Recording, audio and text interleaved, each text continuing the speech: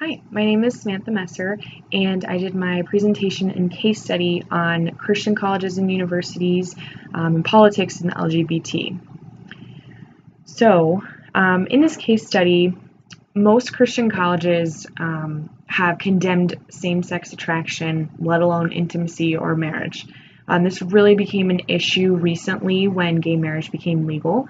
So now it's merely a debate of whether the discrimination within the universities and colleges have these policies in place, and whether students feel like as they are growing in who they are and discovering who they are rather within their 4 years, that they may not feel those feelings at the beginning, but then after signing the statement of faith and the covenant lifestyle, but then a couple years into college, then they start having these feelings and they feel discriminated against. So naturally, in today's world, we need to defend lawsuits, and really that's how this article kind of comes about, and we deal with these issues on a day-to-day basis.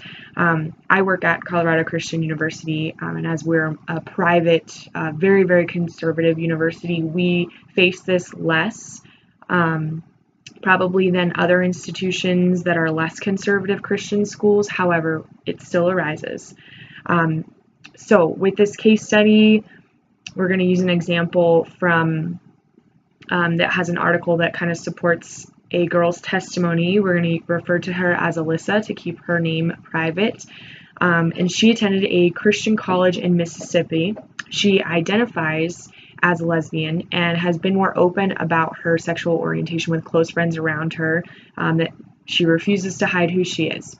She was told that she would not be allowed to have any sort of LGBT-friendly student organization or to publish anything in the school newspaper that could read as pro-gay rights or participate in any other ways.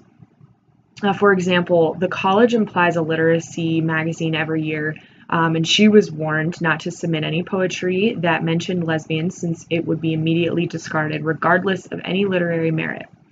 As a graduate student, she hopes to set a good example for women who enjoys a Christ-centered relationship with another woman.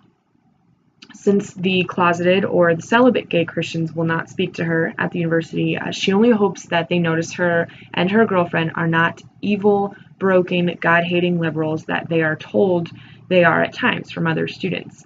She feels that many students like her that are open about their sexuality are often asked to, we want to say, pray away the gay. And she feels that this is not possible. And although some of her peers attempt celibacy, they are deferring to other sinful behaviors, like a couple of apps, dating apps that are called Tinder or Grindr, even though these peers may portray happy relationships with the opposite sex. So in this discussion, it's expected that the student includes specific traditional ethical theories. According to our text, Ethical Theory and Business, ethical theory points to reflection on the nature and justification of right actions. Difficult questions are answered. Is what our society forbids wrong? Are social values the best values? What is the purpose of morality? And does religion have anything to do with morality? And this comes from page 2 of our text, Ethical Theory and Business. These are important topics for the student to consider while developing their thoughts and answers to the prompt below. The prompt for the student will be 2 questions with perspectives from both sides of the issue with specific questions within. So the discussion prompt, question 1. This first question challenges you as the student to look at things from the perspective of LGBT supporters. Can we as Christians in higher education fairly discriminate against something we strongly believe in that has become legal in so many areas?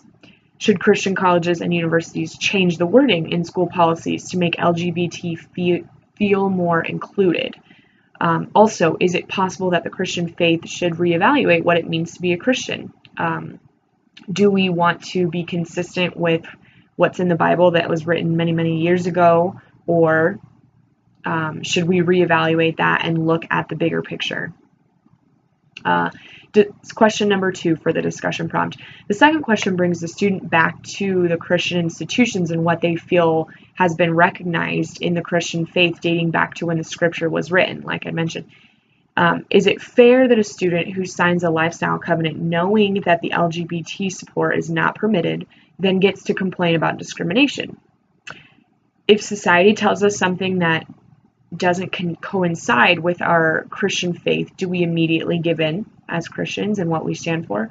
Is a higher education institution responsible for a student's growth to the point where it is unfair to not allow them to explore who they are in every aspect, including their sexual orientation? Is it harmful to students as a staff or faculty member of the said Christian university to want to help the student take a second look at their beliefs if they start to feel lust for someone of the same sex as their own? So basically what we want for the student in this discussion is to look at it from both sides in a completely unbiased perspective and position, to just really dig deep and see, okay, what makes the most sense here, and kind of develop some thoughts. Thank you very much. That's my case study and discussion.